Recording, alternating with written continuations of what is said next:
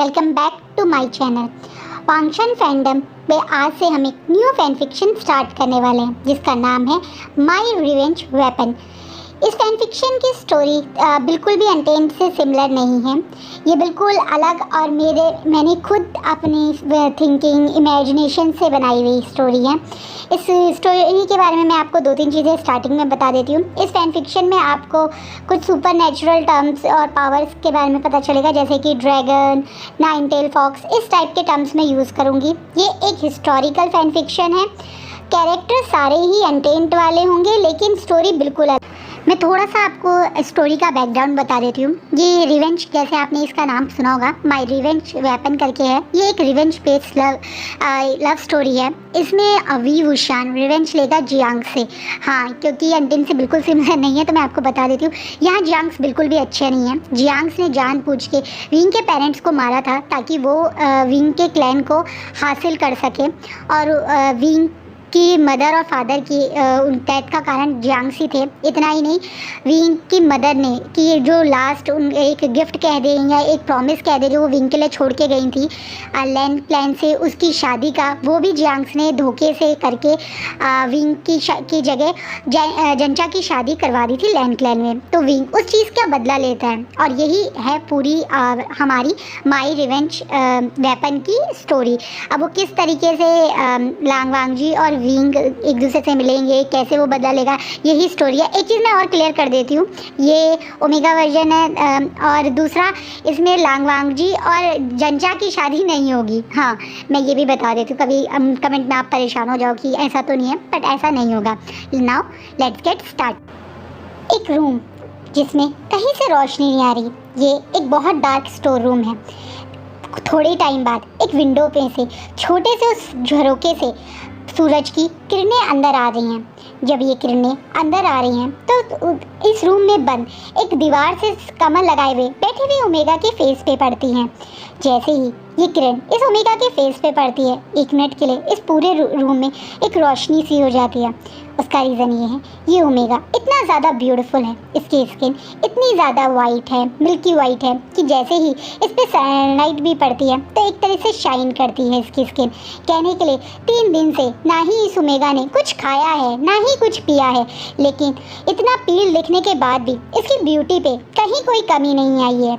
ये ओमेगा ऐसे ही इस कल्टीवेशन वर्ल्ड का मोस्ट ब्यूटीफुल ओमेगा नहीं कहलाया जाता। ये ओमेगा सचमुच में किसी भी हेवन की फेरी से कम ब्यूटीफुल नहीं है। इतना ब्यूटीफुल कि एक बार किसी की नज़र इस पे पड़ जाए तो वो अपनी नज़र इस पे से हटा नहीं सकता। ये ओमेगा है हमारे वी वुशियान। वी वुशियान इस कल्टीवेशन वर्ल्ड के मोस्ट ब्यूटीफुल ओमेगा में से एक कहलाए जाते हैं, लेकिन आज वो इस स्टोर रूम में बंद है। पिछले 3 दिन से वो समझ नहीं पा रहे थे कि इतनी बड़ी गलती तो नहीं करी थी उसने, जो उसे 3 दिन इस स्टोर रूम में बिना कुछ खाए पिए बंद कर दिया गया। वो तो अपना नॉर्मल काम कर रहे थे जो वो हमेशा करते हैं, अपने मालिक का हुक्म मान रहे थे, या ये कह सकते हैं अपने सेक्ट लीडर्स का हुक्म मान रहे थे। हाँ, विंग अब तक यही सोचता था कि वो एक सर्वेंट का बच्चा है। उसे उसके अंकल जैन फेमिया ने उस पर तरस खा के या एक तरीके से उसके ऊपर प्यार, थोड़ा सा प्यार जता के उसे इस क्लैन में रहने की परमिशन दे दी। उसे एक घर दे दिया, छत पे जहाँ पे वो सो सके, उसके सर पे वो छत दे दी, कपड़े दे दिए, खाने को खाना दे दिया। और उस बेचारे को क्या चाहिए, क्योंकि उसकी नज़र, उसके लिए तो उसकी लास्ट मेमोरी एक कुछ डॉग्स उसको चेस कर रहे थे और वो बेचारा उनसे भाग रहा था। बस यही तो थी उसकी वो लास्ट मेमोरी जो उसे याद था। लेकिन आज इस रूम में बैठे हुए इस विभूषण की आंखों पे से वो सारे पर्दे हट चुके हैं। आज इस सूरज की रोशनी में से सिर्फ ये पूरा एक तरीके से कल्टीवेशन वर्ल्ड नहीं जगा है, बल्कि विभूषण भी जग चुका है। वो जिस असलियत जान चुका है इस जियांग्स क्लैन की, अपने उस प्यारे से अंकल फेमिया की, जिसकी वो रिस्पेक्ट करता था, मैडम यू की, जिनसे कितनी बार वो उनके जड़ियान से पिटने के बाद भी उन्हें रिस्पेक्टफुल नज़रों से देखता था, ये सोच के कि उन लोगों ने उसे घर दिया, उसे खाना दिया, उसे कपड़े दिए तो वो उनका आभारी है। लेकिन असलियत कुछ और है। आज उसे समझ में आ गया है विभूषण उस सूरज की रोशनी जब दोबारा उस पर पड़ती है तो दोबारा से उन पेपर्स को देखता है। ये कुछ पेपर हैं जो उसे कुछ कल या परसों में मिले थे। जब कल इस रूम में फिर से सूरज की रोशनी आई थी तब उसे इसी झरोखे के मदद से कुछ पेपर मिले थे। विंग अंधेरे कमरे से बहुत डरता था क्योंकि हर बार जब भी वो कोई गलती करता था तो मैडम यू उसे इसी तरीके से अंधेरे कमरे में बंद कर देती थी। ये अंधेरा कमरा मैडम यू का हिडन चैम्बर या एक तरीके से कह सकते हैं एक ऐसी जगह थी जहां मैडम यू अपना गुस्सा, अपनी फ्रस्ट्रेशन निकालने के लिए विंग को बंद कर देती थी।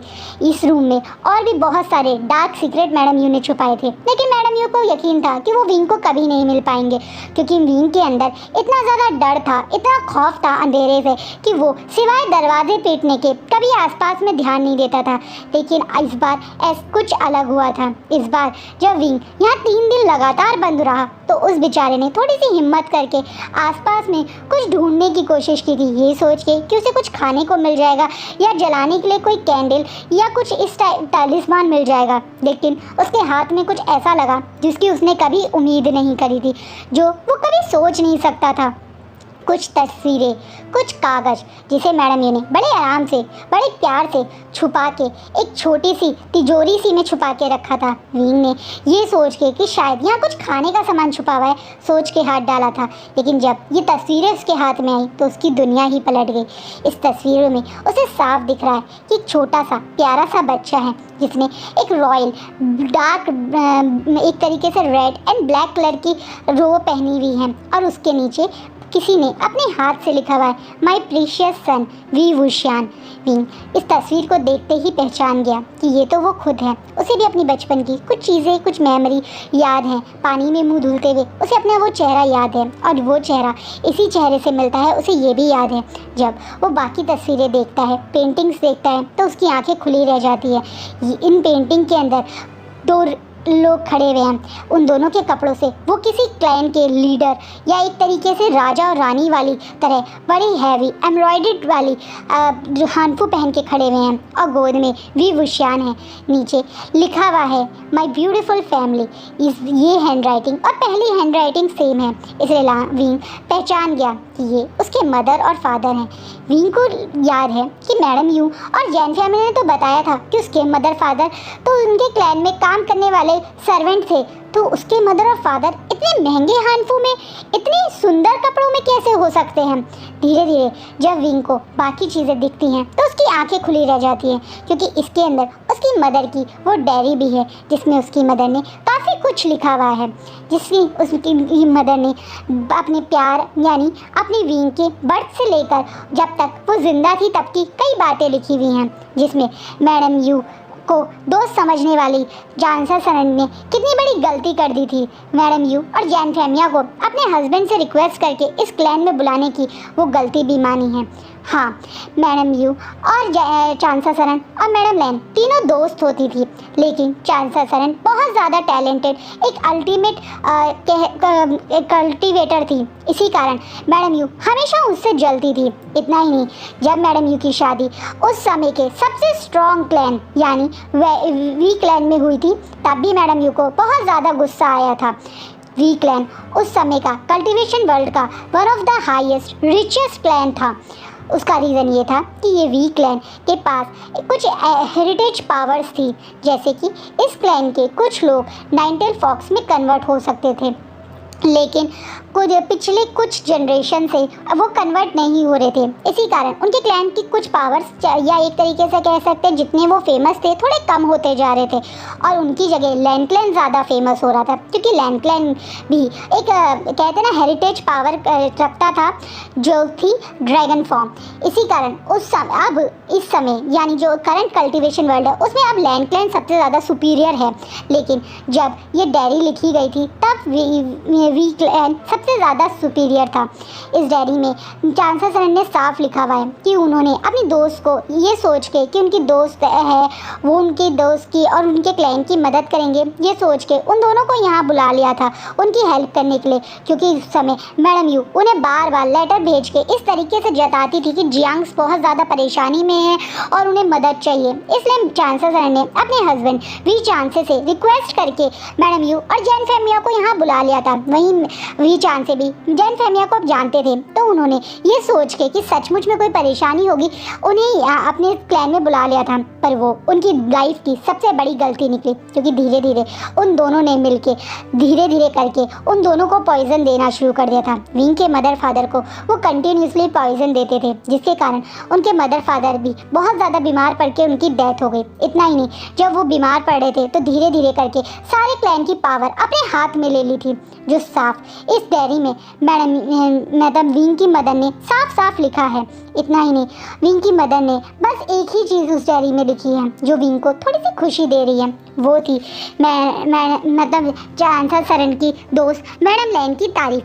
विंग की मदर ने ये साफ लिखा हुआ है कि एक मैडम लैन थी जो उनकी सच्ची दोस्त थी। इसी कारण मैडम लैन ने आखिरी समय में जब वो चांसलर सरन से मिलने आई थी तो विंग को देख के उनसे प्रॉमिस किया था कि वो विंग की शादी अपने बेटे से करवाना चाहती है। चांसलर सरन ने साफ लिखा है, मैं जानती हूँ जब तुम ये डायरी पढ़ोगे तो मैं तुम्हारे साथ नहीं होंगी, पर विंग तुम मेरे लाइफ के सबसे प्रीशियस थे, तुम मेरी लाइफ की सबसे बड़ी हैप्पीनेस थे।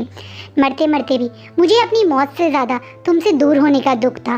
विंग मैं जानती हूँ मैं तुम्हारे लिए कुछ ज़्यादा नहीं छोड़ पाऊँगी, क्योंकि मैं जिस हिसाब से मैं देख सकती हूँ कि यू और जैन फेमिया अपनी चाल चल रहे हैं, शायद ये क्लैन भी हमारे पास नहीं रहेगा। लेकिन हाँ, मैं तुम्हें ये प्रीशियस गिफ्ट देना चाहती हूँ।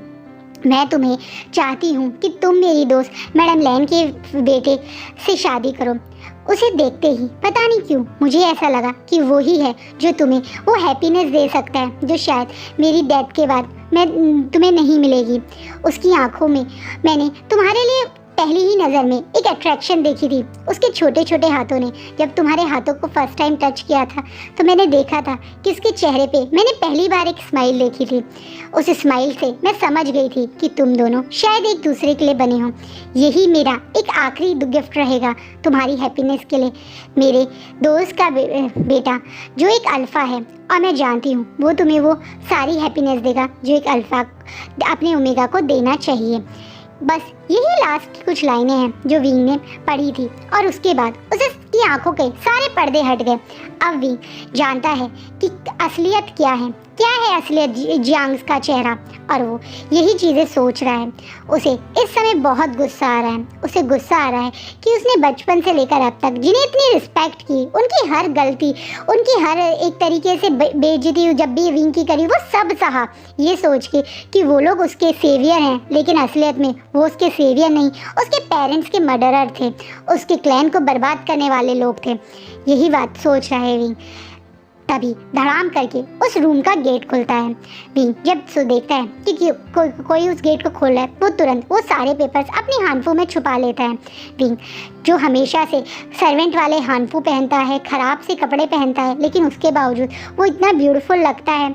इसी कारण मैडम यू को डर था कि अगर विंग का गलती से भी लैंड क्लैन के सामने आ गया तो कहीं जो उनके प्लान ख़राब ना हो जाए। इसी कारण उन्होंने जानबूझ के विंग को इस रूम में बंद कर दिया था।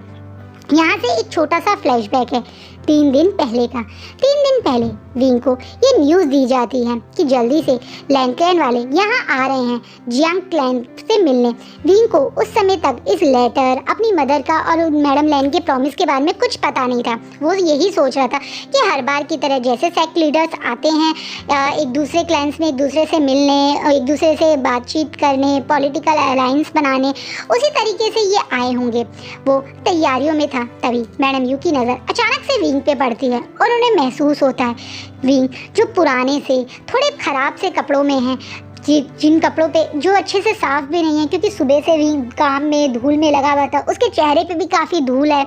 उसके बावजूद भी वो फिर भी इस विंडो के पास सफाई करने के रहा था और वो इतना ब्यूटीफुल लग रहा था। विंडो से निकलने से उसके पीछे से आ रही वो सनलाइट उसकी ब्यूटी को और ज़्यादा इन्हेंस कर रही थी। मैडम यू अंदर से बहुत ज़्यादा घबरा जाती है। उन्हें डर लगता है कि कहीं तो विंग पे किसी लैंड अल्फ़ा की नज़र पड़ गई तो उनका सारा प्लान ख़राब हो जाएगा। वो वो अच्छे से जानती हैं कि उनको लैन से जुड़ना कितना ज़्यादा ज़रूरी है। जैन फैमिया और मैडम यू कभी भी एक अच्छे लीडर नहीं थे। वो हमेशा से एक खराब लीडर ही रहे हैं, हमेशा से लालची ही रहे हैं। अपनी ही लोगों को परेशान करना, अपनी ही प्रजा को तंग करना, पैसे लूट के अपनी अय्याशों में उड़ाना, यही आता है इन दोनों को। इसी कारण जियांस तब भी बर्बाद हो रहे थे और बाद में वे इतने बड़े, इतने रिच वीक लैंड को टेक ओवर करने के बाद भी अब ये वीक लैंड का बहुत बुरा हाल है। इस समय कल्टीवेशन वर्ल्ड का बहुत बड़ी दुविधा, या एक तरीके से कह सकते हैं अंदरूनी तरह से अच्छे से जानता है कि किसी भी समय वॉर हो सकती है। वॉर हो सकती है दो बड़े बड़े क्लैंस के बीच में।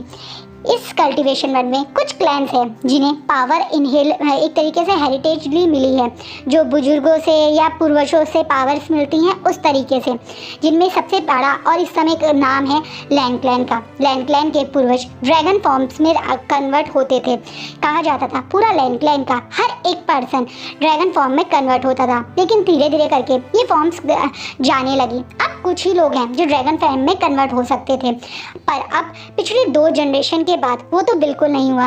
लास्ट कोई था तो वो थे लान कुरैन के फादर, जो ड्रैगन फॉर्म में कन्वर्ट हो सकते थे। उसके बाद लान कुरैन और उनके ब्रदर जो अभी कभी ड्रैगन फॉर्म में कन्वर्ट नहीं हुए। अब लैंड क्लैन कहा जाता है कि मतलब पुराने सेक्ट लीडर रह चुके, जो लैंड के लीडर थे, उनके दोनों बच्चे यानी लान वांगजी और लान शिचैन भी शायद अब तक ड्रैगन फॉर्म में कन्वर्ट होने वाले ड्रैगन नहीं हैं।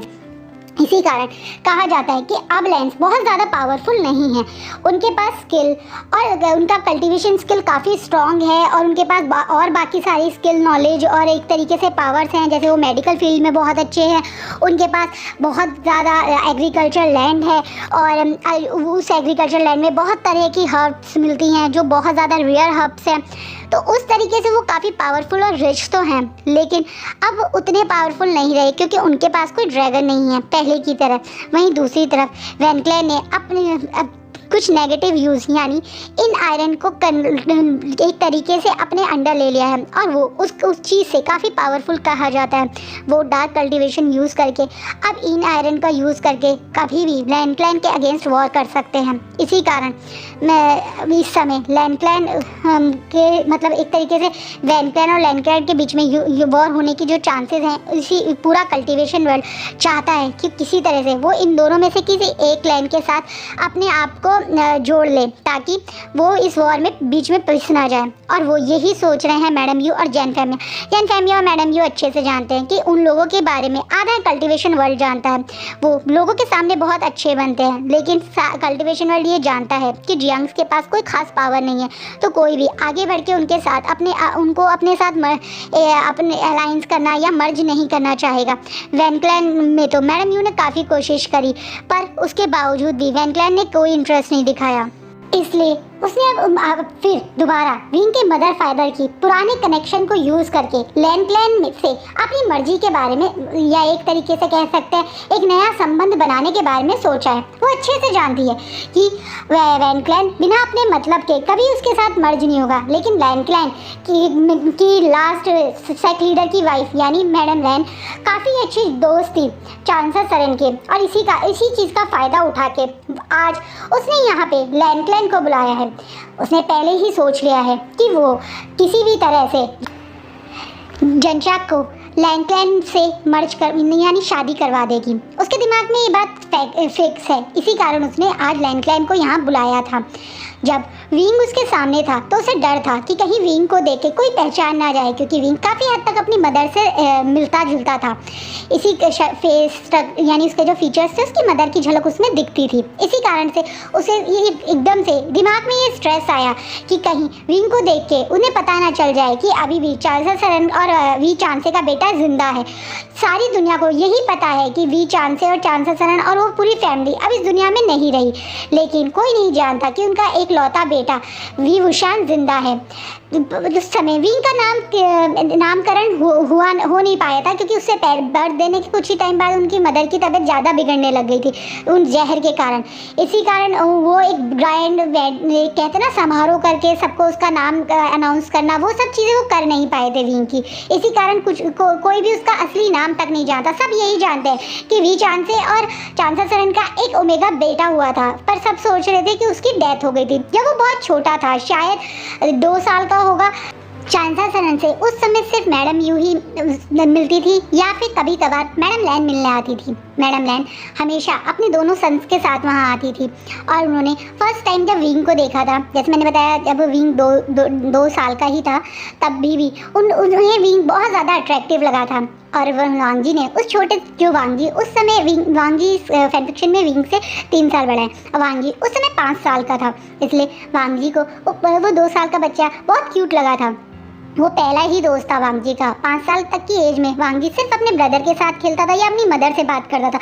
वो कभी भी अपनी एज के बच्चों के पास भी नहीं जाता था, लेकिन वो पहली बार विंग के पास ही गया था। उसने विंग के छोटे छोटे हाथों को अपने हाथों से पकड़ के एक छोटे से इसके लिए पेपर का एक कहते ना कुछ क्रिएटिव बनाना, एक बर्ड बना के दी थी विंग को। अब तक वो सिचुएशन याद है, लेकिन विंग ऑलमोस्ट वो चीज़ें भूल गया था कि उसके सराउंडिंग में कौन है। बस उसे याद था कि उसका एक दोस्त था जिसने उसे एक पेपर बर्ड दी थी, पर वो 2 साल के बच्चे की वो थोड़ी सी झलक थी, तो एग्जैक्ट क्या सिचुएशन थी उसे याद नहीं है। अब मैडम यू तुरंत विंग को अपने मतलब वो लेंस के सामने ना आ जाए, इस कारण जानबूझ के अब उस रूम का एक शोपीस तोड़ के गिरा देती है, और फिर विंग के ऊपर गुस्सा करके कि उसने ध्यान नहीं रखा, उसे ज़बरदस्ती उस कमरे में बंद कर देती है ताकि वो गलती से भी लेंस के सामने ना आ पाए। मैडम यू का ये 3 दिन पहले का प्लान था। अब विंग जो सब कुछ जानता है, अब वो वहाँ जा रहा है मैडम यू से मिलने। इस स्टोर रूम से निकल के अपने हर कदम बढ़ाते हुए विंग मन में बहुत ज़्यादा गुस्सा है। उसने डिसाइड कर लिया है कि वो मैडम यू और जैन फैमिया से डायरेक्ट पूछेगा कि उन्होंने ऐसा क्यों करा। और आज का फैन फिक्शन यही रुकता है गाइस। ये फर्स्ट पार्ट था, तो मैंने सिर्फ इंट्रोडक्शन और कुछ बेस ही आपको बताया। कल से थोड़े बड़े पार्ट बनाऊंगी। आई होप आपको मेरा फैन फिक्शन अच्छा लगे। आप क्या फीडबैक देना चाहते हैं इस फैन फिक्शन के रिगार्डिंग, प्लीज़ मुझे कमेंट्स के थ्रू बताइएगा। और प्लीज़ अगर आप कुछ और मुझे सजेशन देना चाहें वो भी आप मुझे कमेंट्स में बताइएगा। प्लीज़ लाइक और सब्सक्राइब कीजिएगा। And thank you for watching.